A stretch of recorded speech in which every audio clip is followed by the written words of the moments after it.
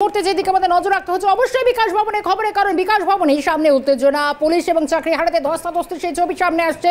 গতকাল রাতে দেখা গিয়েছে রাত 8টার পর সেই পরিস্থিতি আরও বিগড়ে যায়। রীতিমতো পুলিশ এবং বিক্ষোভকারীদের মধ্যে দফায় দফায় সংঘর্ষ, যেখানে মহিলা চাকরি হারাতে টেনে হিঁচড়ে সরিয়ে দেয় পুলিশ। পুলিশের বিরুদ্ধে হেলমেট ছোড়ার অভিযোগ ওঠে, পাল্টা পুলিশের বিরুদ্ধে লাঠি চার্জের অভিযোগ।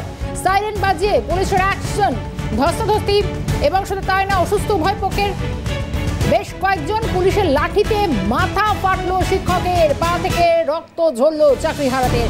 ধাক্কা ধাক্কিতে অসুস্থ এক পুলিশ কর্মী, চাকরি হারাদের পাশে চিকিৎসকরা। আজ ভিক্ষা দিবসের ডাক চাকরি হারাদের। যাব সরাসরি এই মুহূর্তে বিকাশ ভবনের চত্বর থেকে রয়েছেন আমাদের প্রতিনিধি রেশমি। সকালেও আমরা ছবিটা দেখলাম, প্রত্যেকেই রাত কাটালেন এবং রক্ত ঝরলো এই সংঘর্ষে, রীতিমতো তুমুল ধস্তাধস্তি। আজ গণকনভেনশন রয়েছে, সব মিলিয়ে এখন কি দেখছো?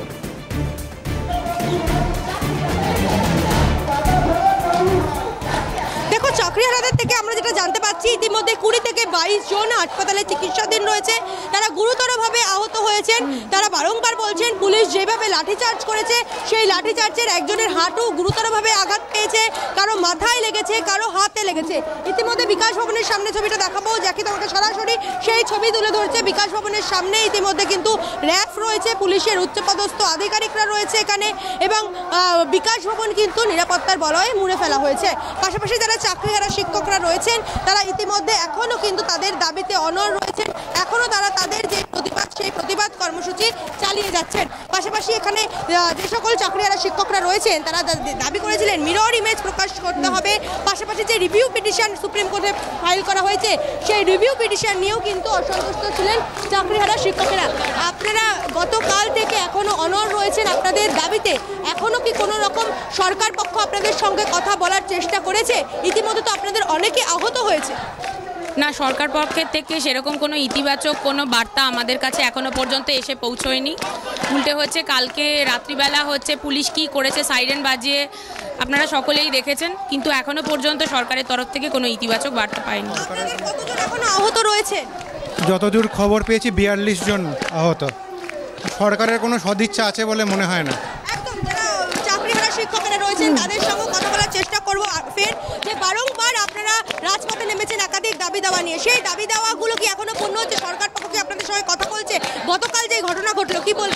না, খুবই লজ্জাজনক। একটাই বক্তব্য, মুখ্যমন্ত্রী যতক্ষণ না যোগ্যদের চাকরি বাঁচানোর ক্ষেত্রে সদর্থক ভূমিকা পালন করবে, এইখানে আন্দোলন চলবে। মুখ্যমন্ত্রীকে বলুন এখানে আসতে, আর কোনো কথা নেই। No sentence. কতজন আহত রয়েছে? 42 জন গুরুতর অসুস্থ, 500 জনের উপর আক্রান্ত। এখনো পর্যন্ত কোনো রকম আপনাদের সঙ্গে যোগাযোগ করা হয়নি? মমতা ব্যানার্জি স্বৈরাচারী, কত সহজে আসে, ওনার দম্ভ চূর্ণ করে দেবো আমরা। আপনারা যারা শিক্ষকেরা রয়েছেন, যারা মহিলারা রয়েছেন, এই প্রখর রৌদ্র তাপে দাবদাহে গতকালও আমরা দেখেছি আপনারা এখানে বসেছিলেন, গত 9 দিন ধরে বসে রয়েছেন। আপনাদের যে দাবি ছিল মিরর ইমেজ প্রকাশ, সেটি এখনো প্রকাশ করা হচ্ছে না কেন, বা সদর্থক ভূমিকা নেওয়া হচ্ছে না কেন? পাশাপাশি আপনারা বলেছেন আপনারা পরীক্ষা দেবেন না, সেক্ষেত্রে তো 31 তারিখের মধ্যে বিজ্ঞপ্তি জারি করার নির্দেশ দিয়েছে কোর্ট। তো সেক্ষেত্রে আপনারা কি পদক্ষেপ নেবেন এবং সেই নিয়ে আপনারা কি ভাবছেন? দেখুন, আমরা বারবার বলে আসছি, দুর্নীতির সাথে আমরা কোনোভাবে যুক্ত ছিলাম না। সরকার তথা এসএসসি হচ্ছে দুর্নীতি করেছে। আমাদের নিজের জায়গায় সসম্মানে হচ্ছে সরকার কিভাবে ফিরিয়ে দেবে, সেটা সরকারকে ভাবতে হবে, বুঝতে হবে। এবং আমাদের দাবি এটাই, আমাদের যেহেতু কোনো কালিমা আমাদের গায়ে নেই, তার জন্য আমাদের স্বস্থানে ফিরিয়ে দেওয়া হোক। ইতিমধ্যে আপনারা তো দীর্ঘক্ষণ ধরে অবস্থান বিক্ষোভ করছেন, 9 দিন কেটে গিয়েছে। তো সেক্ষেত্রে আগামী পদক্ষেপ কি হবে? আজকে তো গণকনভেনশন। আমাদের লাগাতার অবস্থান চলবে যতক্ষণ না আমাদের দাবি পূরণ হচ্ছে। দেখুন, এখানে এই দুর্নীতির সাথে প্রত্যক্ষভাবে এসএসসি যুক্ত ছিল। এসএসসির প্রাক্তন চেয়ারম্যান, তার জন্য জেলেও বন্দী আছেন। তিনি ওনাদের থেকে জানার চেষ্টা করো, কারণ এটাই হচ্ছে বিষয় যে গণকনভেনশন আজকে ডাক দিয়েছেন তারা, রাজ্য জুড়ে ধিক্কার দিবস পালন হবে। গণকনভেনশনে যদি ফের পুলিশি বাধা আসে তখন কি করবেন? কারণ গতকালও দেখা গিয়েছিল একবারে পুলিশ এসে রণংদেহী চেহারা, কি করবেন তারা?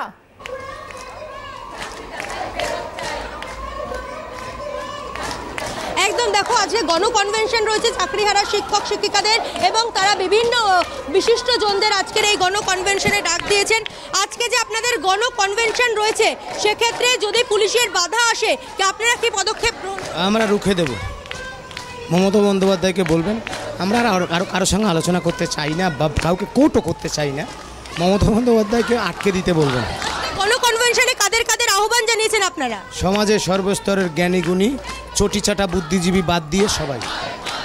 গতকাল যেই পরিস্থিতি তৈরি হলো, এর আগেও দেখা গিয়েছিল কসবাতে একই পরিস্থিতি তৈরি হয়েছিল, লাঠিচার্জ হলো। এই বাংলায় শিক্ষকদের ওপর যে লাঠিচার্জ হচ্ছে, কার্যত তো বাংলার জন্য লজ্জা, বলছেন ওয়াকিবহাল মহল, কি বলবে? না, মমতা বন্দ্যোপাধ্যায় বিবেক নেই, অমানবিক, নির্লজ্জ, বেহায়া। মমতা বন্দ্যোপাধ্যায় আর সরকারে থাকার কোনো অধিকার নেই, পদত্যাগ করুক, আমরা সে ব্যবস্থা করে দেব। মমতা বন্দ্যোপাধ্যায়কে বলবেন রক্ত দিয়ে হলেও আমাদের চাকরি আমরা রক্ষা করব। আর মমতা বন্দ্যোপাধ্যায় যদি না পারেন নিজেই ছেড়ে যান, নইলে আমরা আপনাকে কথা দিচ্ছি দায়িত্ব নিয়ে আপনাকে সরিয়ে দেবো। আপনারা বারংবার বলেছেন আপনারা নিরস্ত ছিলেন, গতকাল দেখা গেল আপনারা অভিযোগ করছেন আপনাদের উপর যেভাবে লাঠিচার্জ হলো, পাশাপাশি ইতিমধ্যে যে র্যাফ নামানো হয়েছে, এখনও র্যাফের বাহিনী রয়েছে, পুলিশের উচ্চপদস্থ আধিকারিকরা রয়েছে। এই যে এত পুলিশের উচ্চপদস্থ আধিকারিকরা র্যাফ নামানো হচ্ছে, কি কারণে মনে করছেন যে নিরস্ত শিক্ষকদের আটকাতে? এগুলো হচ্ছে মমতা বন্দ্যোপাধ্যায়ের সরকারের বিরুদ্ধে এই বিগত 13-14 বছরে এই প্রথম একটা প্রকৃত অর্থে মুখ্যমন্ত্রীর মুখ পুড়েছে, মুখ্যমন্ত্রীকে সরাসরি চ্যালেঞ্জ করছে বাংলার যোগ্য শিক্ষকরা। সুতরাং মুখ্যমন্ত্রী সেইটাকে রোখার জন্য এসব পুলিশ পাঠাচ্ছে, যা পাঠাক, আমরা ভয় পাই না মুখ্যমন্ত্রী, আমরা ভয় পাই না। আপনাদের মিডিয়ার মধ্যে একটা কথা বলছি, রাজ্যের বিরোধী দলনেতা মাননীয় শুভেন্দু অধিকারী, আপনি আসুন আমাদের এই অবস্থানে যোগ দিন। রাজ্যের বিরোধী দলনেতা শুভেন্দু অধিকারীকে আহ্বান জানাচ্ছেন চাকরিহারা শিক্ষকেরা। আজকে তাদের গণকনভেনশন রয়েছে, এই গণকনভেনশনে তারা আহ্বান জানাচ্ছেন এবং তারা বলছেন যে সমাজের সকল স্তরে যারা বুদ্ধিজীবীরা রয়েছে তাদেরকেও আহ্বান জানানো হচ্ছে এই গণকনভেনশনে। 4:30টার সময় শুরু হবে এই গণকনভেনশন। আজকে আপনাদের গণকনভেনশন রয়েছে, সেক্ষেত্রে যদি গ্রহণ করবে, বাধার সম্মুখীন আর কত হবো? পুলিশ তো কালকে আমাদের মেরে মাথা ফাটিয়ে দিয়েছে, পা ভেঙে দিয়েছে, রাস্তায় ফেলে মেরেছে। আর কি করবে ওরা? এবার গুলি করে দিক। আর কি, আমরা তো 1 পয়সা ঘুষ দিয়ে চাকরি পাইনি, আমাদের 17 দফা দুর্নীতির কোথাও নাম নেই, তা সত্ত্বেও মাটিতে আজকে পড়ে থাকতে হচ্ছে, রাস্তায় পড়ে থাকতে হচ্ছে। পুলিশ এবার আর কি করবে? কালকে লাঠি দিয়ে মেরেছে, আজকে বন্দুক দিয়ে গুলি করবে। আর তো কিছু করার নেই, আমাদের তো সব গেছে।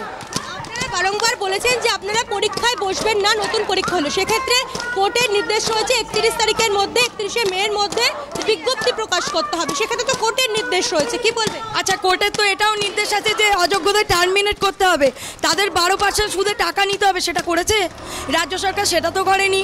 কিন্তু যোগ্য শিক্ষকদের পরীক্ষার জন্য নোটিফিকেশন বের করতে তারা আগ্রহী। অভিযোগ করছেন রাজ্য সরকারের দ্বিচারিতা। অবশ্যই রাজ্য সরকার যদি এই দ্বিচারিতা না করতো আজকে আমাদের চাকরি যেতই না। রাজ্য সরকার যারা দুর্নীতি করে চাকরি পেয়েছে তাদের বাঁচানোর জন্য আজকে আন্দোলন চালিয়ে যাচ্ছেন, কিন্তু মমতা বন্দ্যোপাধ্যায় তাদেরকে তো আশ্বস্ত করেছিলেন কোনো যোগ্য ক্যান্ডিডেটের, কোনো যোগ্য চাকরিহারা তাদের চাকরি যাবে না।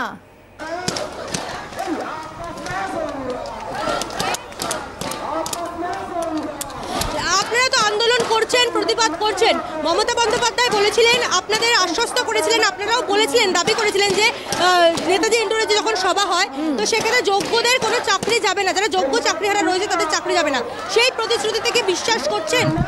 উনি বলেছেন, কিন্তু মুখের কথায় তো আমরা বিশ্বাস করব না, আমরা তো কাজে বিশ্বাস করব। কোন কাজটা উনি করে দেখিয়েছেন, যে উনি করে দেখাননি বলেই তো আমাদেরকে রাস্তায় আজকে আন্দোলনে নামতে হয়েছে। আর ওনার জন্যই তো চাকরি গেছে, আমাদের তো চাকরি যাওয়ার কথাই নয়। আজকে ওনার দুর্নীতির জন্যই তো চাকরি চলে গেছে, তাহলে ওনাকে ভরসা করবোই করে।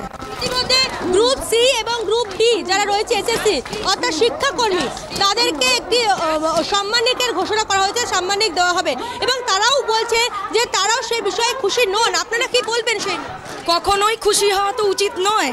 যে ভাতা তারা পাচ্ছেন সেটা কি তাদের সম্মান? সেই সম্মানটা তো তারা ফিরে পেলেন না।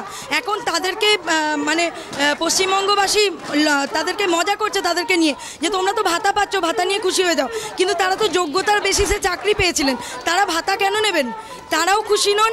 আর তাদেরকে এই যে ভাতা দেওয়া হচ্ছে তার জন্য আমরা শিক্ষকরাও খুশি। ভাতা দেওয়া হচ্ছে, সেক্ষেত্রে কি যারা অযোগ্যরা রয়েছে তারাও কি এই ভাতা পাবে? সেই রকমই তো বলেছেন মাননীয় মুখ্যমন্ত্রী।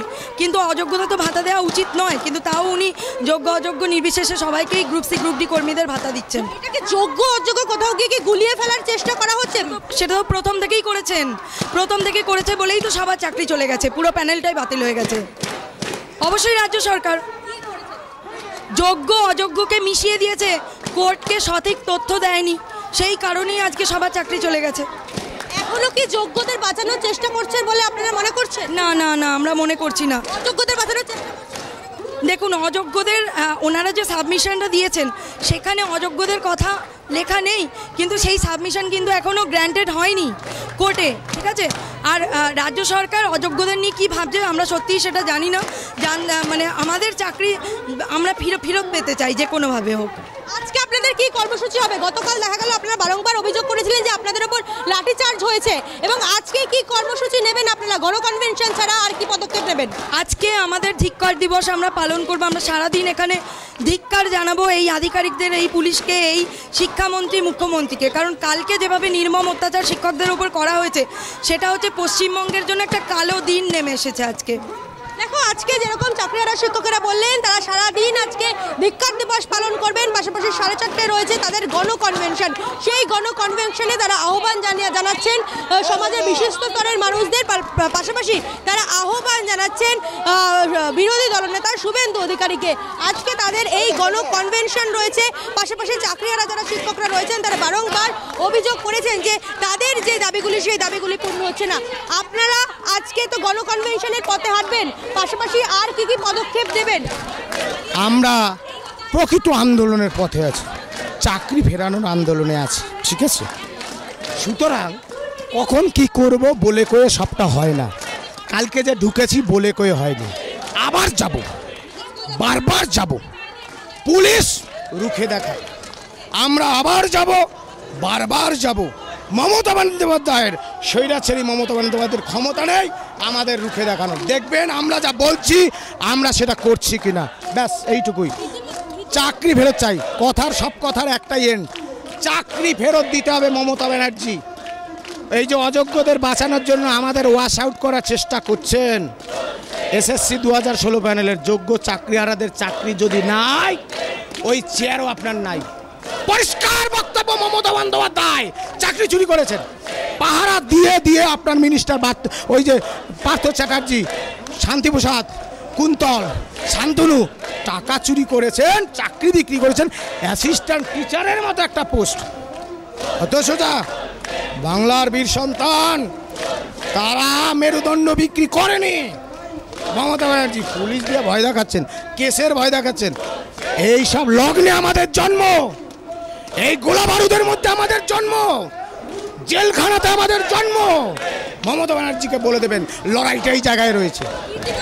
কোর্টের নির্দেশ রয়েছে 31শে মের মধ্যে নিয়োগ পরীক্ষার বিজ্ঞপ্তি প্রকাশ করতে হবে।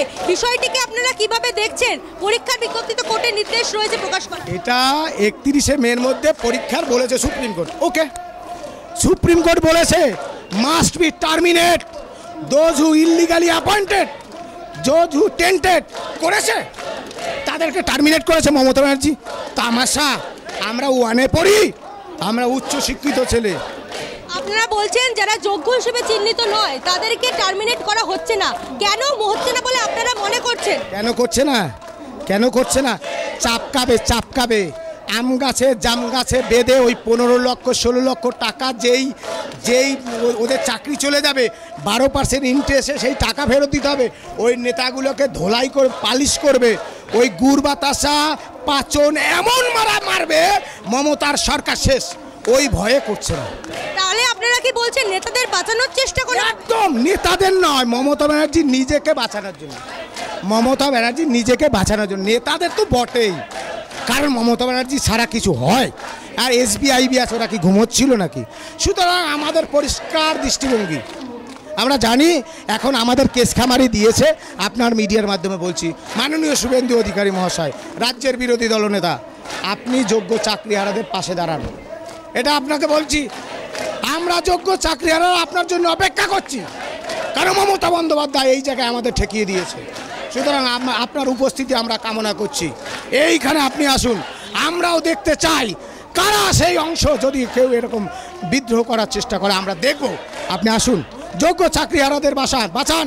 চাকরি বাঁচানোর দাবিতে ওএমআর প্রকাশ করে যোগ্যদের তালিকা নিয়ে সুপ্রিম কোর্টে রায় রিভিউ করে যোগ্যদের চাকরি বাঁচাক রাজ্য সরকার। কতজন এখনো হাসপাতালে চিকিৎসাধীন রয়েছে? 40-42 জন গুরুতর রেশমি, একটা অসুস্থ। বিষয় একটু জানার চেষ্টা করো সুমন বাবুদের থেকে। মূলত গতকালও আমরা দেখলাম যেরকম আইনজীবী তরফ থেকে স্বতঃপ্রণোদিত মামলা করা হয়েছে, এবার পুলিশের তরফ থেকে পাল্টা মামলা রুজু করা হয়েছে। সব মিলিয়ে এই আন্দোলন, এই সংঘাত কোন পর্যায়ে যেতে চলেছে?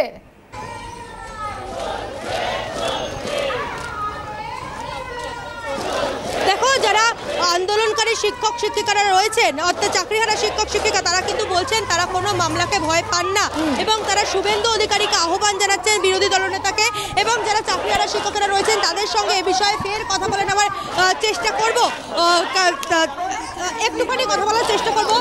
ইতিমধ্যে আইনজীবীদের তরফ থেকে আপনাদের হয়ে মামলা করা হয়েছে, অপরদিকে পুলিশের তরফ থেকেও আপনাদের কিছুজনের নামে মামলা করা হয়েছে। তো এই বিষয়টি, এই সংঘাত কোথায় পৌঁছতে চলেছে, বিষয়টি কিভাবে দেখছেন? আইনজীবীদের মামলা করা হয়েছে মানে বুঝলাম না, আইনজীবী কারা মামলা করেছেন আমি জানি না, কারা করেছেন আইনজীবীরা?